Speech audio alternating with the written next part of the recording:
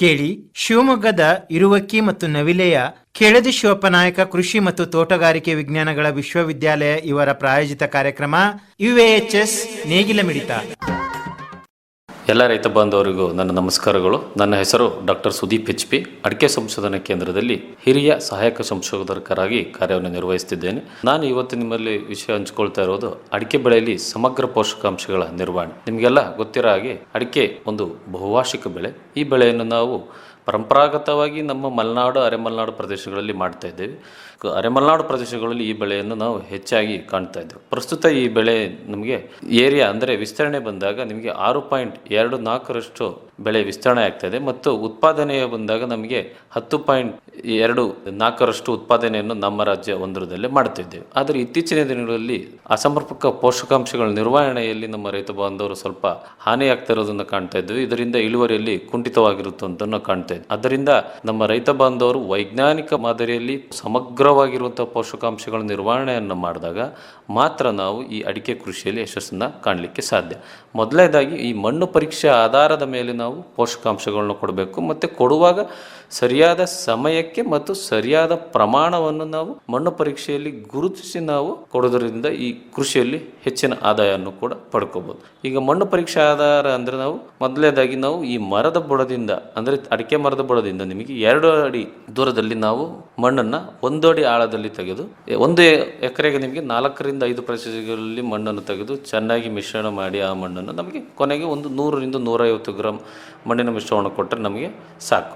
ಆ ಆಧಾರದ ಮೇಲೆ ನಾವು ಮಣ್ಣು ಪರೀಕ್ಷೆಯನ್ನು ನಾವು ಹಮ್ಮಿಕೊಳ್ಳುತ್ತೆ. ಇಲ್ಲಿ ಮಣ್ಣು ಪರೀಕ್ಷೆಯಲ್ಲಿ ಭಾಳ ಪ್ರಮುಖವಾದ ಮಣ್ಣಿನ ರಸಸಾರ ಭಾಳ ಮುಖ್ಯವಾಗಿರುತ್ತೆ. ಮಣ್ಣಿನ ರಸಸಾರ ನಿಮಗೆ 5.4ಕ್ಕಿಂತ ಕಡಿಮೆ ಇದ್ದಲ್ಲಿ ಆ ಮಣ್ಣು ಹೆಚ್ಚು ಉಳಿಯಿಂದ ಕೂಡಿರುತ್ತೆ. ಇದರ ನಿರ್ವಹಣೆಗೆ ನಾವು ಕೃಷಿ ಸುಣ್ಣ ಅಥವಾ ಡೋಲಮೈಟ್ನ ನಾವು ಶಿಫಾರಸನ್ನು ಮಾಡುತ್ತೇವೆ. ಅದೇ ನಿಮಗೆ ಕ್ಷಾರ್ಯವಾಗಿದ್ದರೆ ಅಂದರೆ ಆಲ್ಕಲೈನ್ ಸಾಯಿಲ್ ಆಗಿದ್ದರೆ ನಿಮಗೆ 8ಕ್ಕಿಂತ ಹೆಚ್ಚು ಮಣ್ಣಿನ ರಸಸಾರ ಇದ್ದರೆ ಇಲ್ಲಿ ನಾವು ಜಿಪ್ಸಮ್ನ ಅಪ್ಲಿಕೇಶನ್ ಮಣ್ಣಿಗೆ ಸೇರಿಸಲಿಕ್ಕೆ ಹೇಳ್ತೀವಿ. ಯಾಕೆ ನಾವು ರಸಸಾರವನ್ನು ಭಾಳ ಮುಖ್ಯ ಅಂದರೆ ಮಣ್ಣು ನಿಮಗೆ ನ್ಯೂಟ್ರಲ್ ಸ್ಥಿತಿಯಲ್ಲಿದ್ದರೆ ಯಾವುದೇ ಪೋಷಕಾಂಶಗಳನ್ನು ಕೊಟ್ಟಾಗ ಕೂಡ ಗಿಡಗಳಿಗೆ ಹೀರಲಿಕ್ಕೆ ಅನುಕೂಲವಾಗಿರೋದ್ರಿಂದ ಗಿಡದ ಬೆಳವಣಿಗೆ ಮತ್ತು ಇಳುವರಿಯಲ್ಲಿ ಗಮನಾರ್ಹವಾದ ಒಂದು ವ್ಯತ್ಯಾಸವನ್ನು ಕಾಣ್ಬೋದು. ಇನ್ನು ನಾವು ಸಮಗ್ರ ಪೋಷಕಾಂಶಗಳ ನಿರ್ವಹಣೆಯಲ್ಲಿ ಬಂದಾಗ ಈ ಬೆಳೆಯಲ್ಲಿ ನಾವು ಕೊಟ್ಟಿಗೆ ಗೊಬ್ಬರ ಫಲ ಬಿಡುವಂಥ ಮರಗಳಿಗಾದರೆ ನಿಮಗೆ 10ರಿಂದ 15 kgಯಷ್ಟು ಕೊಟ್ಟಿಗೆ ಗೊಬ್ಬರ ಮತ್ತು ಕುರಿ ಗೊಬ್ಬರ ಕೊಟ್ಟರು ನಡೆಯುತ್ತೆ. ಅಥವಾ ಎರೆಹುಳು ಗೊಬ್ಬರ ಕೊಡುವಂಥ ರೈತ ಬಂದವರಾದರೆ ನೀವು 4ರಿಂದ 5 kgಯಷ್ಟು ಎರೆಹುಳು ಗೊಬ್ಬರವನ್ನು ಕೊಡ್ಬೋದು. ಮತ್ತು ಈ ಸಾವಯವ ಗೊಬ್ಬರ ಕೊಡಬೇಕಾದ್ರೆ ನಮಗೆ ಸ್ವಲ್ಪ ಮಟ್ಟಿಗೆ ಈ ಟ್ರೈಕೋಡರ್ಮ ಮತ್ತು ಸೂಡೋಮೋನಾಸ್ ಅಂಶಗಳನ್ನು ನಾವು ಮಿಶ್ರಣ ಮಾಡಿ ಕೊಡುವುದರಿಂದ ಮಣ್ಣಿನಲ್ಲಿ ಸಮಸ್ಯೆ ಆಗುವಂತಹ ನಮಗೆ ಈ ಶಿಲೀಂಧ್ರಗಳಾಗಲಿ ಅಥವಾ ಬ್ಯಾಕ್ಟೀರಿಯಾಗಳನ್ನಾಗಲಿ ಸ್ವಲ್ಪ ಮಟ್ಟಿಗೆ ಹತೋಟಿಯನ್ನು ಮಾಡ್ಬೋದು. ಇದು ಒಂದು ಸಾವಯವದಲ್ಲಿ. ಇನ್ನು ನಾವು ಪೋಷಕಾಂಶಗಳು ರಸಗೊಬ್ಬರಗಳನ್ನು ಕೊಡುವಾಗ ಬಹಳ ಎಚ್ಚರಿಕೆಯಿಂದ ಕೊಡಬೇಕಾಗಿತ್ತು. ನಾನು ಆವಾಗಲೇ ಹೇಳಿದಾಗೆ ಮಣ್ಣು ಪರೀಕ್ಷಾ ಆಧಾರದ ಮೇಲೆ ಶಿಫಾರಸಿತವಾಗಿ ನಾವು ಹೇಳೋದಾದರೆ 100 ಗ್ರಾಮ್ ಸಾರಜನಕ, 40 ಗ್ರಾಮ್ ರಂಜಕ ಮತ್ತು 140 ಗ್ರಾಮ್ ಪೊಟ್ಯಾಷನ್ನು 2 ಸಮಕಂತಿನಲ್ಲಿ ನಾವು ಈ ಬೆಳೆಗೆ ಕೊಡಬೇಕಾಗುತ್ತೆ. ಇದಲ್ಲದೆ ಈ ನಮ್ಮ ಅಡಿಕೆ ಬೆಳೆಯಲ್ಲಿ ನಮಗೆ 2 ಪ್ರಮುಖವಾಗಿರುವಂತಹ ಒಂದು ನ್ಯೂನತೆಗಳನ್ನ ಕಾಣ್ಬೋದು ಹೆಚ್ಚಾಗಿ. ಒಂದು ಜಿಂಕ್ ಕೊರತೆ, ಮತ್ತೊಂದು ಬೋರಾನ್ ಕೊರತೆ. ಈ ಜಿಂಕ್ ಕೊರತೆ ಆದಾಗ ಏನಾಗುತ್ತೆ, ಈ ಗರಿಗಳು ಸರಿಯಾಗಿ ಬಿಚ್ಚಲ್ಲ.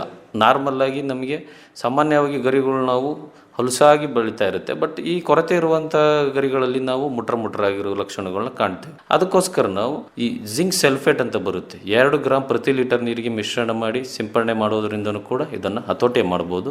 ಅಲ್ಲದೆ ಈ ಭೂಮಿಗೆ 20 ಗ್ರಾಮ್ ಪ್ರತಿ ಮರಕ್ಕೆ ಹಾಕೋದ್ರಿಂದನೂ ಕೂಡ ಹತೋಟಿಯನ್ನು ಮಾಡ್ಬೋದು. ಇನ್ನು ಬೋರಾನ್ ಕೊರತೆ, ಈ ಹಣ್ಣುಡುಕ ಅಥವಾ ಕಾಯಿಗಳ ಮೇಲೆ ಸೀಳು ಬರುವ ಏನಾದ್ರು ಲಕ್ಷಣಗಳು ಕಂಡು ಬಂದರೆ ನಿಮಗೆ ಪ್ರತಿ ಗಿಡಕ್ಕೆ 20 ಗ್ರಾಮ್ ಬೋರಾಕ್ಸ್ ನಾವು ಹಾಕೋದ್ರಿಂದ ಕೂಡ ಈ ನ್ಯೂನತೆಯನ್ನು ತಡೆಗಟ್ಟಬಹುದು. ಇನ್ನು ಹೆಚ್ಚಿನ ಮಾಹಿತಿಗಾಗಿ ನನ್ನ ದೂರವಾಣಿ ಸಂಖ್ಯೆ 9538560628ಕ್ಕೆ ಕರೆ ಮಾಡಿ. ನಮಸ್ಕಾರ.